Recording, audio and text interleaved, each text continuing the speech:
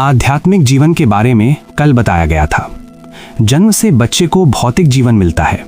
ये बाहर के जो 5 भूत हैं, पृथ्वी, जल, तेज, वायु और आकाश, सब प्राणी उनमें रहते हैं। उन सब के सहारे जो कोई भी जीवन चलता है वो भौतिक जीवन है। इस भौतिक जीवन में मन फैलता फैलता इतना तक फैल जाता है, अर्थात बाहर संसार में मन इतना अधिक भटक जाता है कि अंत में इसको कोई बाहर का सुख भी नहीं रहता। उसके स्थान पर दुख ही दुख हो जाता है। उसकी शक्ति भी इतनी ज्यादा बाहर भटक जाती है कि वो भटकी हुई शक्ति अंत में मन के अंदर शोक व दुख और शरीर में रोग व व्याधियां ही उत्पन्न करती है। इस बाहर के जीवन या भौतिक जीवन में पहले तो सुख मिलता हुआ दिखाई देता है, परंतु अंत में सब दुख में ही समाप्त होता है। जब शरीर में रोग आ जाते हैं, अर्थात शरीर रोगी हो जाता है, तो चाहे उस रोगी मनुष्य के पास कितना ही अधिक धन संपत्ति हो, वो सब धन आदि उसके लिए किसी भी प्रयोजन का नहीं रह जाता है, अर्थात उसके जीवन में बेकार ही सिद्ध होता है। किसी भी प्राणी का संग होने पर या किसी वस्तु के मिलने पर मन के अंदर 2 प्रकार की तरंगें उठती हैं। एक तो अच्छा लगने वाली सुख की तरंग है, जिसे शास्त्रकार सुख की वेदना कहते हैं, अर्थात वो सुख संवेदन है, सुख का महसूस होना। दूसरी बुरी लगने वाली दुख की तरंग है, अर्थात जिसके संग से मन के अंदर दुख होता है, जिसे दुख की वेदना या दुख संवेदन अर्थात दुख का महसूस होना कहते हैं। दुख का मतलब है दु और ख, अर्थात दु का अर्थ है कि दुस्थिति और ख का मतलब इंद्रियां हैं। इस प्रकार दुख का सादा मतलब ये हुआ कि इंद्रियां खोटी स्थिति या अवस्था को प्राप्त हो जाती हैं। इसी तरह सुख का मतलब है कि सु और ख, जिसमें सु का अर्थ हुआ सुंदर और ख का मतलब इंद्रियां, अर्थात जिसमें इंद्रियां सुंदर अर्थात भली स्थिति को प्राप्त होती हैं, उसी का नाम सुख है। ये ऊपर कहे 2 प्रकार के सुख और दुख संवेदन अर्थात सुख व दुख महसूस करना मनुष्य को अथवा सब जीव प्राणियों को बांधने वाले हैं। जो वस्तु मन को अच्छी लगती है उससे प्यार या प्रीति हो जाती है। इस प्रीति का नाम राग है और यही मनुष्य को बांधने वाला राग बंधन है। जो वस्तु मन को बुरी लगती है, महसूस करने में खोटी लगती है, तो उसके संबंध से दुख संवेदन होता है। जो वस्तु बुरी लगती है अर्थात दुख देती है, तो उससे मन में द्वेष होता है, जिसका नाम द्वेष बंधन कहा गया है। अब जिस वस्तु से राग प्रीति होती है अर्थात सुख प्राप्त होने की आशा रहती है, उसको पाने की बार बार इच्छा रहती है। बुरी लगने वाली वस्तु से द्वेष होने से क्रोध होता है और मन उससे चिढ़ता है, दुख मानता है। जिससे मन में क्रोध व चिढ़ होती है, उसको ये मन अपने से दूर करना भी चाहता है। ये सब संसार में अनर्थ अर्थात बिना मतलब का फैलाव है। क्रोध आने पर मनुष्य की बुद्धि नष्ट हो जाती है। उसको स्मृति अर्थात होश ही नहीं रहता कि इस क्रोध की अवस्था में क्या करना उचित है अथवा क्या करना चाहिए।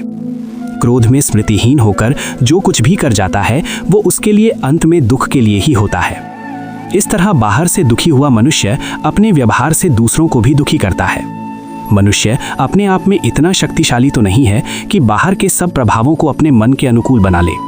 मान लो सर्दी पड़ रही है या गर्मी पड़ती है तो इससे मन व्याकुल भी होता ही है, कारण कि सर्दी व गर्मी को कोई रोक नहीं सकता, इनको सहन करना पड़ता है। सुख और दुख संवेदन अर्थात महसूस करना अंदर के धर्म है।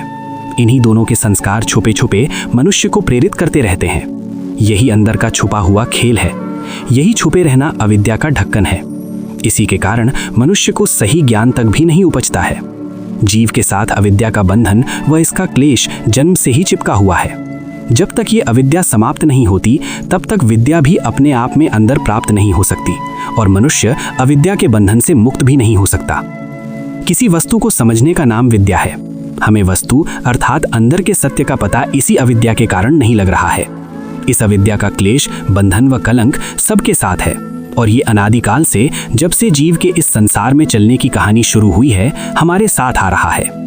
बच्चे को तो केवल बढ़िया या घटिया अर्थात अच्छा व खराब का ही पता लगता है और इन्हीं को जान करके संसार में फैलता जाता है।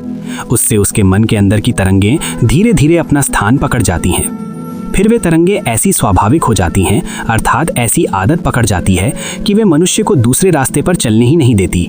वो आदत कहती है कि इस देह में तो हमारा ही राज्य है, आप कौन होते हो। इसका तात्पर्य ये है कि जीव आदतों में बंधा हुआ परतंत्र है। ऐसे आदतों में पड़े हुए जीव की अपनी कोई स्वतंत्रता नहीं है। जैसा आदतें कहती हैं वैसा ही मनुष्य विवश होकर करता रहता है।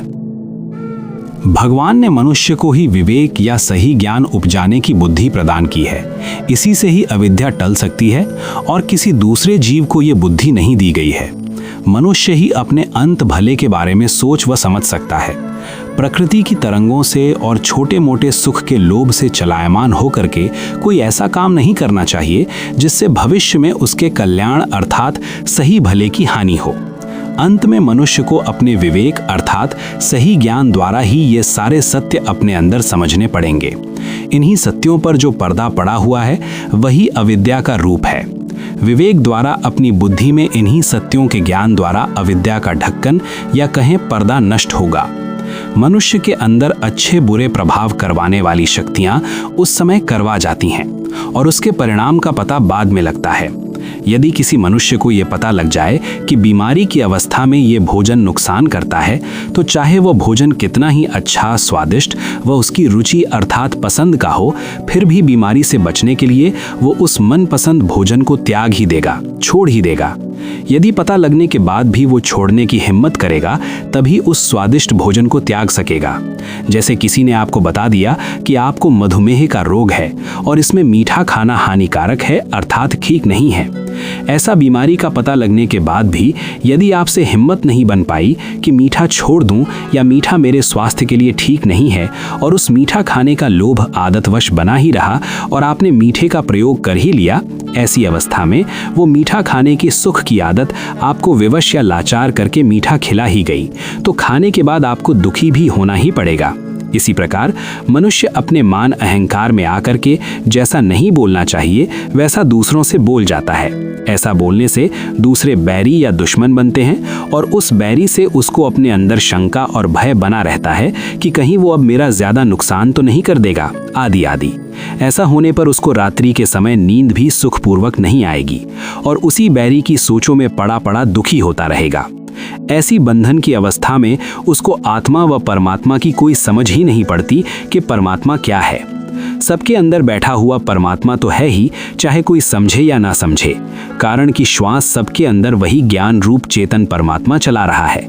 देहों अर्थात शरीरों के कार्य भी वही कर रहा है, अर्थात पशु पक्षी पेड़ पौधा व जितने भी मनुष्य हैं सबके अंदर देह के कार्य वही कर रहा है।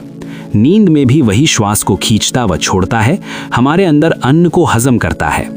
ये व्यापक चेतन शक्ति सब में समान रूप से है, परंतु समान रूप से होती हुई ऐसी छुपी हुई बैठी है कि किसी को इसका अनुभव नहीं होता। इसका अपना अनुभव आनंद रूप है। इस चेतन शक्ति में काम क्रोध तू मैं आदि कुछ भी नहीं है। ये तू मैं वहां पर है जहां पर कोई किसी का बाप बेटा भाई बंधु प्यारा मित्र या शत्रु बना बैठा है, अर्थात एक दूसरे के संबंध से बने हुए इस मतलब के संसार में तू मैं है। ये तू मैं भी तब तक रहती है जब तक मनुष्य संसार से मुंह मोड़कर सोता नहीं है। जब मृत्यु हो जाती है तो इस जन्म की बात समाप्त हो जाती है, परंतु कहीं दूसरी जगह जन्म कर पुनः इसकी धारा बहने लग जाती है।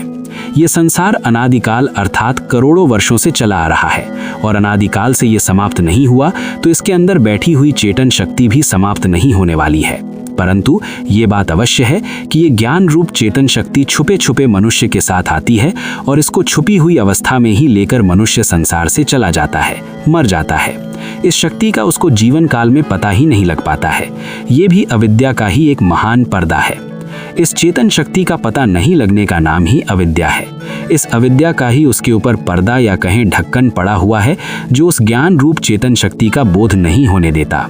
बाहर संसार में तो मनुष्य सब कुछ पहचानता है कि ये मेरे पिता भाई बंधु मित्र शत्रु पेड़ पौधे पशु पक्षी आदि हैं, परंतु उसको ये ज्ञान नहीं है कि इन सब के अंदर बैठा हुआ कौन श्वास को चला रहा है। इसका अपने आप में स्वयं अनुभव करे, जो कि नींद में तो सुख रूप से ये अपनी दृष्टि अर्थात नजर में आता है, परंतु जागृत अवस्था में ये अपनी नजर में नहीं आता है, कारण कि उस समय तो हम संसार में एक दूसरे को कुछ संबंध से पहचानते रहते हैं। उस चेतन शक्ति के बारे में मनुष्य खोज ही नहीं करता है और बाहर संसार में ही उलझा रहता है। अपने अंदर पर्दा पड़ा हुआ है और सब तत्व तथा अंदर के सत्य छुपे हुए उस अविद्या के पर्दों के अंदर पड़े हुए हैं।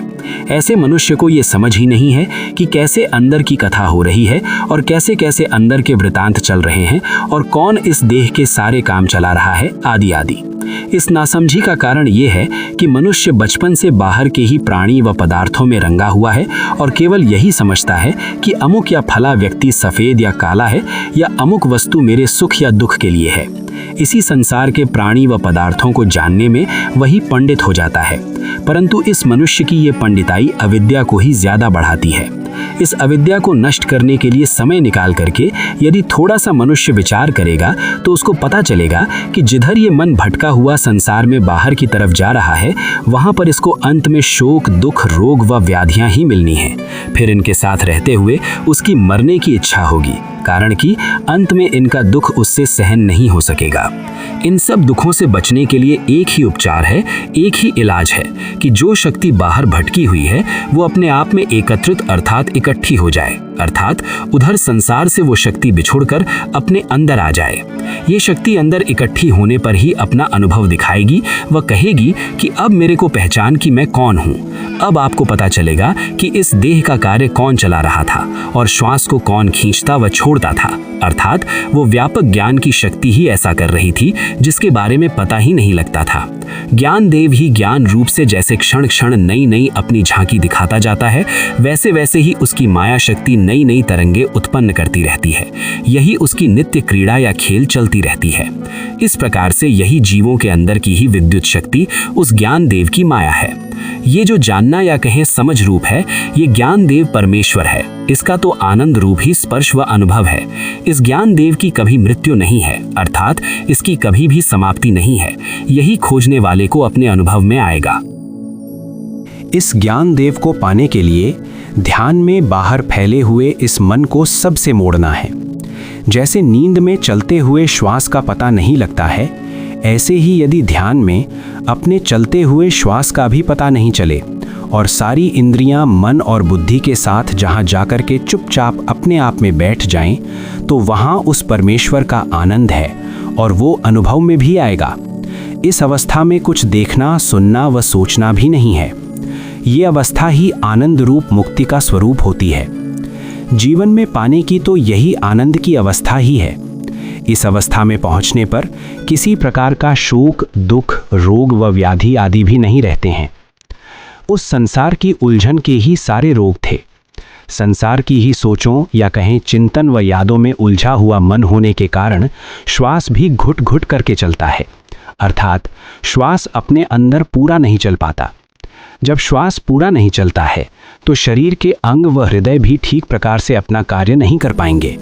जब श्वास ही पूरा नहीं आता है तो इस देह के काम भी भली प्रकार से नहीं चलेंगे, अर्थात जब श्वास उबड़ खाबड़ अर्थात टेढ़े मेढ़े ढंग से चलेगा तो शरीर के अंग भी इसी प्रकार अपना कार्य करेंगे, अर्थात उनका पूरा विकास नहीं हो पाएगा।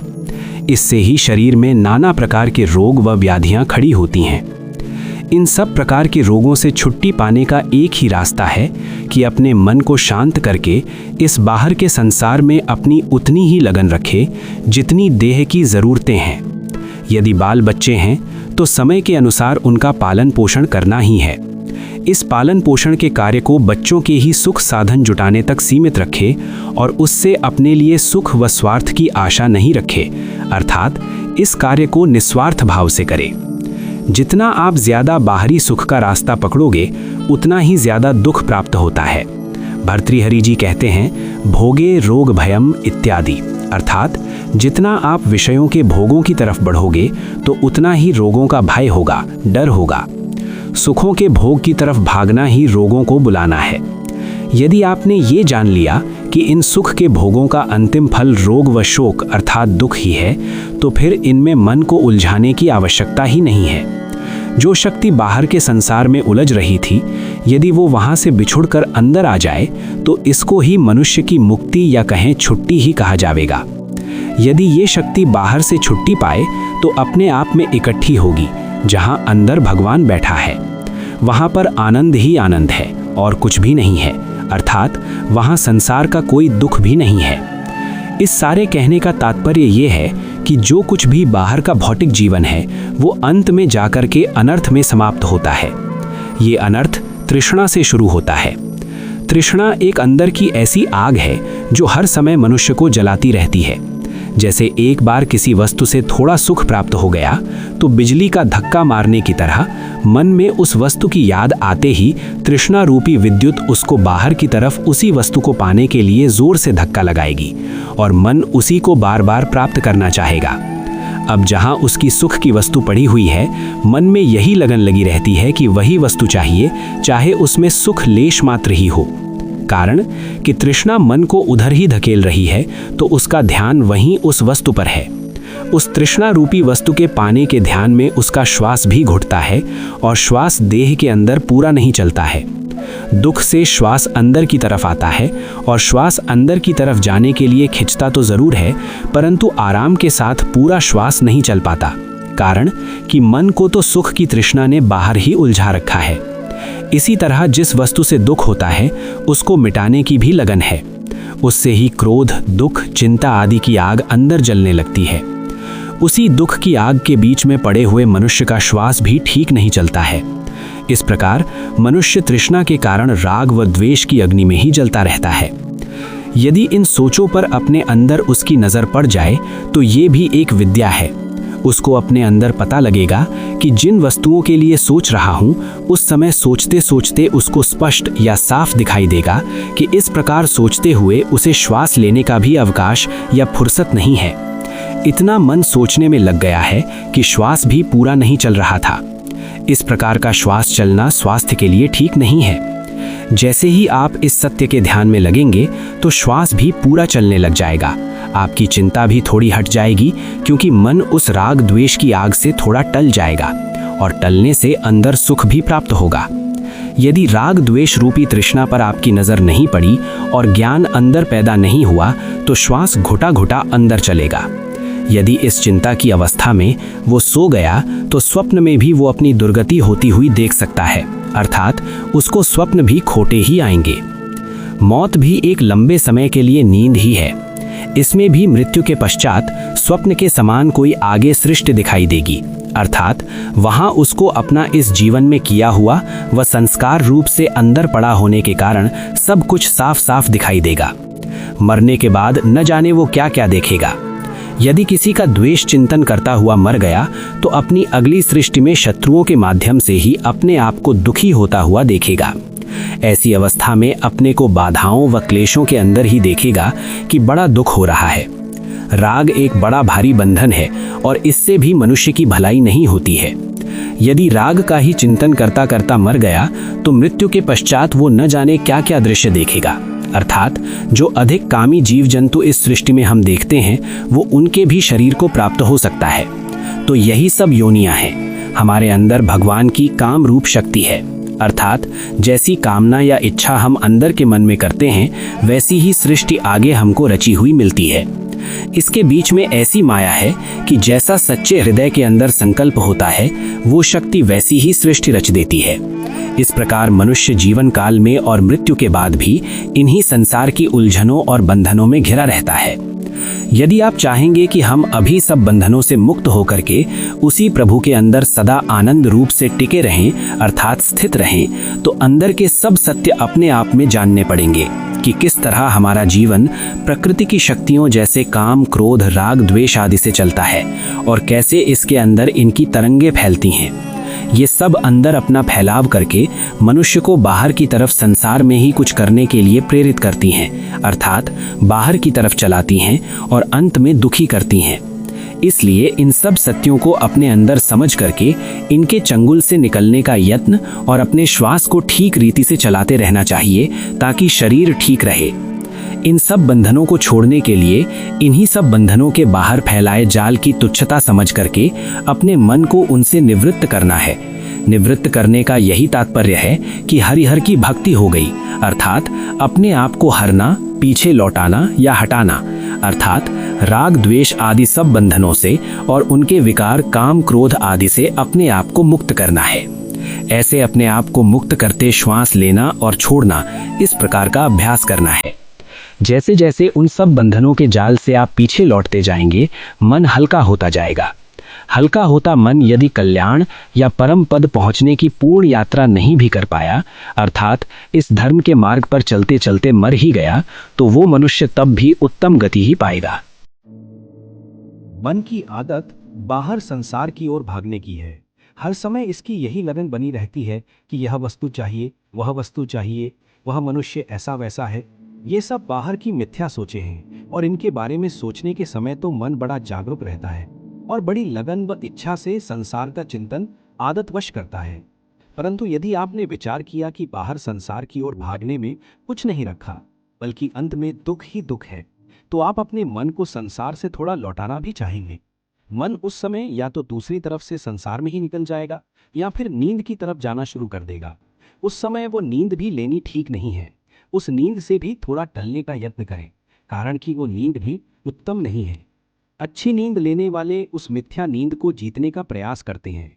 जब तक वह संसार में ही भागने वाला मिथ्या मन बना हुआ है, तब तक वे शब्द बोल बोल कर व विचार जगा जगा करके उस मिथ्या मन को तोड़ते हैं और राग द्वेष वाली नींद को भी जीतते हैं। अर्थात जब राग द्वेष से मन टलता है तो बलपूर्वक उनसे खिंचा हुआ मन निद्रा के सुख की ओर झुकता है। ऐसी निद्रा की ओर मनुष्य का झुकना कल्याण के रास्ते से विपरीत है। मन का संसार की तरफ भागना व संसार से थककर नींद में चले जाना, ये दोनों ही तृष्णा रूप हैं। एक का नाम भव तृष्णा और दूसरी का नाम विभव तृष्णा है। भव तृष्णा यही है कि संसार में ही कुछ होना या बनना, अर्थात किसी का मित्र या बैरी अर्थात दुश्मन होना, किसी को सुख देने वाला होना, ये सब होना बनना संसार की तृष्णा है, जिसे भव तृष्णा या भव सागर भी कहा जाता है। जब संसार से थककर मन लौटता है तो आलस्य में, सुस्ती में या आराम में जाना चाहता है। यह भी एक बंधन ही है। उधर संसार से लौटा हुआ मन अपने आप को नींद में ही डालता है और निद्रावस्था में भी वही संसार वाला मन छुपा रहता है, नष्ट नहीं होता, और फिर नींद से उठने पर मनुष्य को संसार में ही घसीट कर ले जाता है। इसलिए विभव तृष्णा रूप नींद को भी जीतना ठीक है।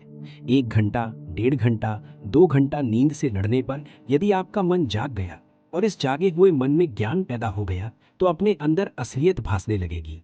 अर्थात मालूम होगा कि संसार में बाहर प्राणी व पदार्थों के पीछे भागना व उनसे लौटकर नींद में चले जाना व्यर्थ है और अंतिम कल्याण करने वाला नहीं है। सत्य ज्ञान होने पर मन में प्रेरणा भी मिल जाएगी कि इस संसार से हटना चाहिए। पहले वाले ज्ञान तो सारे संसार के बचपन वाले जीवन के थे, जो कि राग द्वेष आदि तृष्णा के जाल को लपेटे बैठे थे। अब सच्चा ज्ञान तो यही होगा कि जितना इस बचपन वाले ज्ञान से बचकर रहें, उतना ही हमारे लिए अच्छा होगा। इस तरह मन को जगा करके व उसको सही रास्ते पर प्रेरित करके फिर यदि आप सोएंगे तो ये भगवान के बीच की उचित निद्रा है। शुद्ध नींद वही है जब मन संसार से टलकर अंदर जाग जाए व ज्ञान पैदा करने लग जाए, और ऐसी अवस्था में यदि आप सो जाते हैं तो यही भगवान के रास्ते की सही नींद कही जाएगी। इस प्रकार आपने सारी विधि मर्यादा अपने अंदर समझ करके उसके अनुसार अपने जीवन को ढालना है। अपने जीवन को सही दिशा में ले जाने पर ठीक ज्ञान उत्पन्न करना है कि देखो जी, मन के अंदर ऐसी तरंगे पड़ती हैं तो ये किधर किधर मनुष्य को ले जाती हैं। जिधर से तरंगे मन को ले जाती हैं उधर संसार में भलाई नहीं है। देह बिगड़ता है, रोग बीमारियां आती हैं, मन में शोक दुख आते हैं। जहां पर इनकी समाप्ति होती है वहां पर हाय हाय करके जीवन व्यतीत करना पड़ता है। ये सारे ज्ञान उस समय मन के अंदर होने लगेंगे जब निद्रा व मिथ्या तृष्णा से जीता हुआ मन अपने अंदर ही देखेगा और उसकी बाहर किसी प्रकार की भी लपक नहीं होगी। यही आध्यात्मिक विद्या है।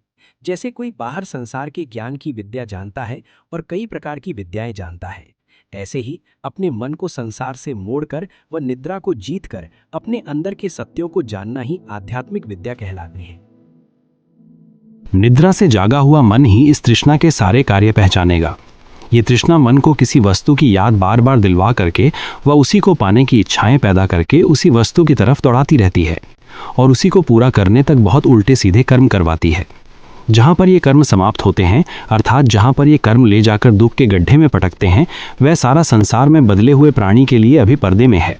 अभी उसका पता नहीं लगता है कि ये मन के बाहर फैलने की तृष्णा बहुत दुख देने वाली है और अंत में दुख व्याधियां ही मिलती हैं।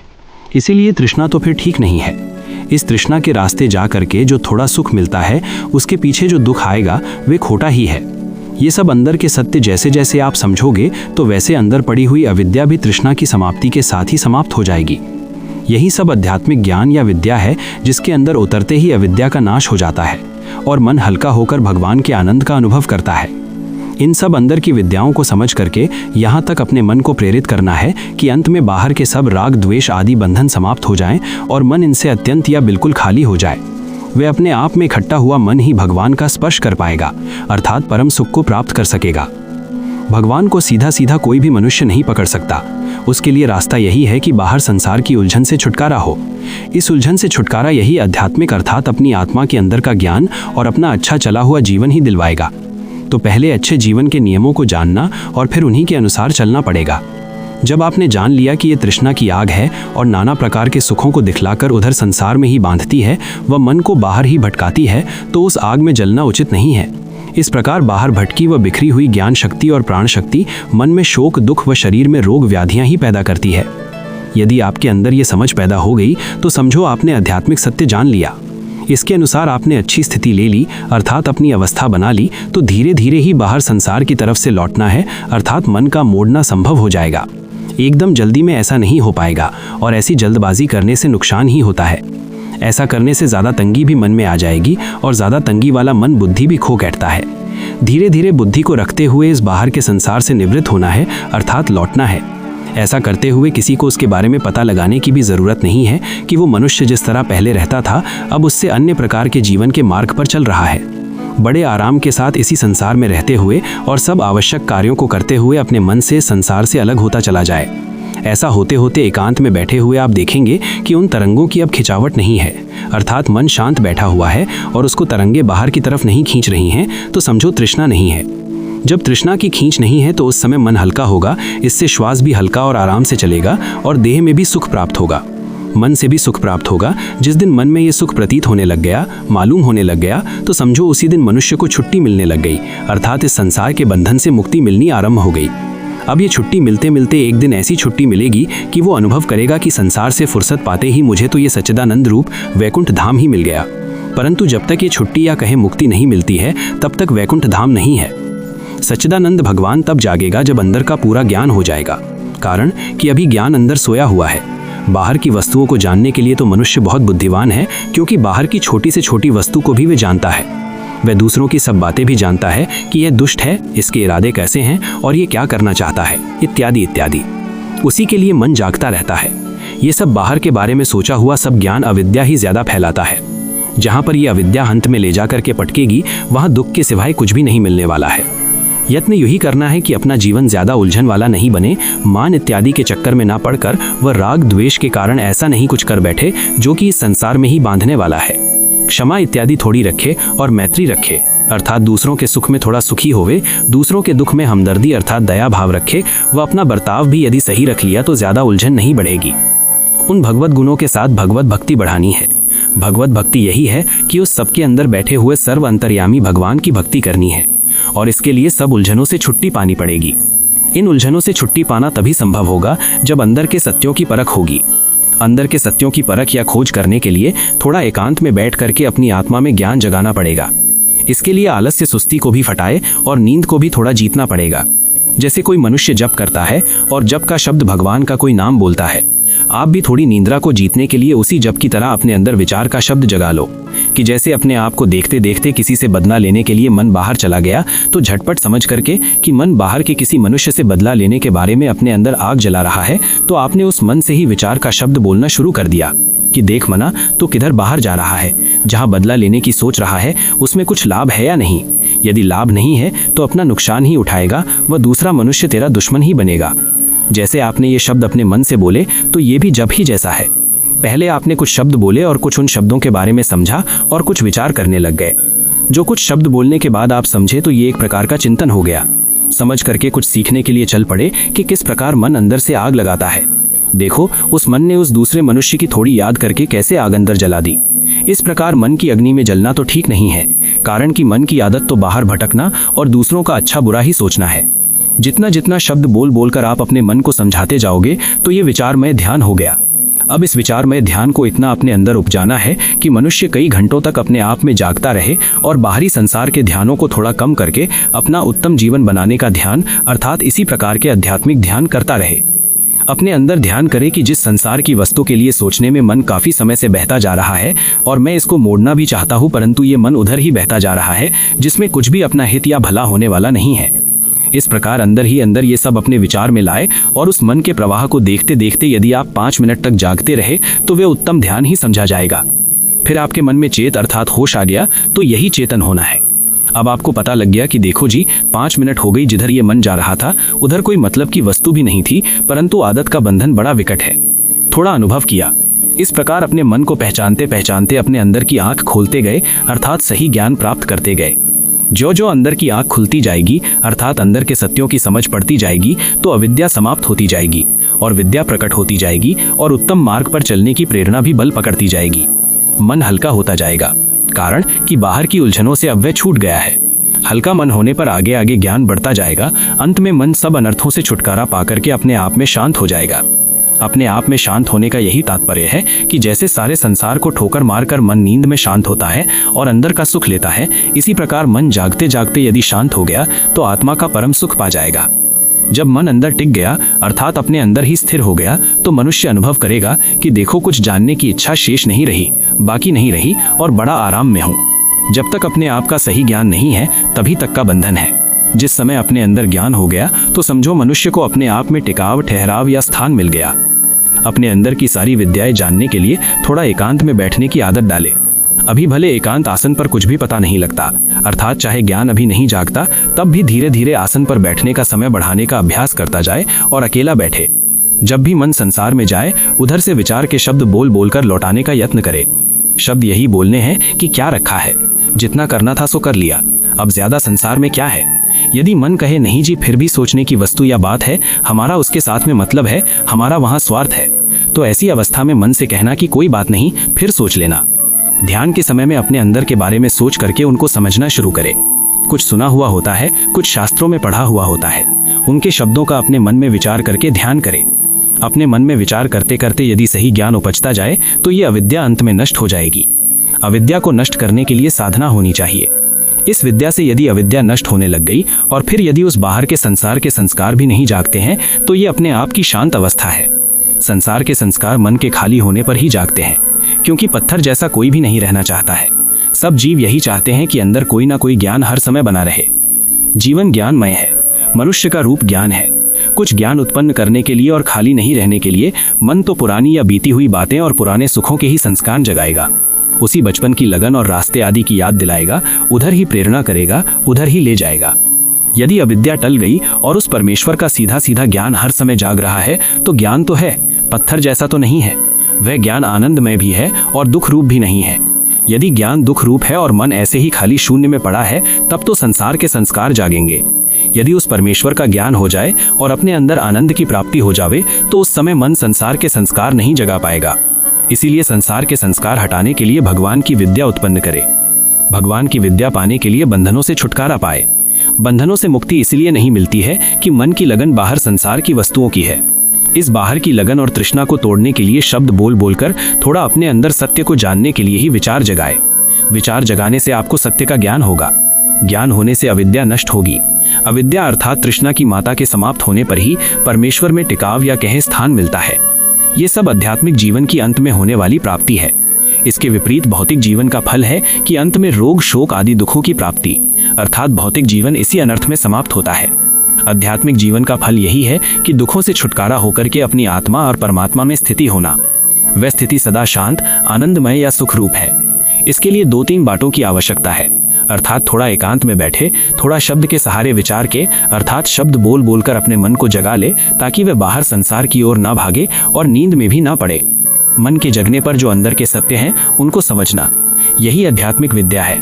अंदर के सत्यों को समझते समझते अपने मन को इतना प्रेरित करना कि वह बाहर संसार की तरफ जाने की इच्छा भी नहीं करे। अपने अंदर के ज्ञान से देख ले कि संसार के अंदर तो रोग व व्याधियां ही हैं, परंतु अभी वह दिखलाई नहीं देती, कारण कि अविद्या का पर्दा छाया हुआ है। इसी अविद्या को तोड़ने के लिए ये सारे धर्म है। अविद्या के समाप्त होने पर अंदर ज्ञान रूप चेतन भगवान अपना आनंद प्रकट करता है, जो कि परम धाम या परम पद है। यही सुख और शांति का पाने योग्य स्थान है। बस यही सारे का निचोड़ है।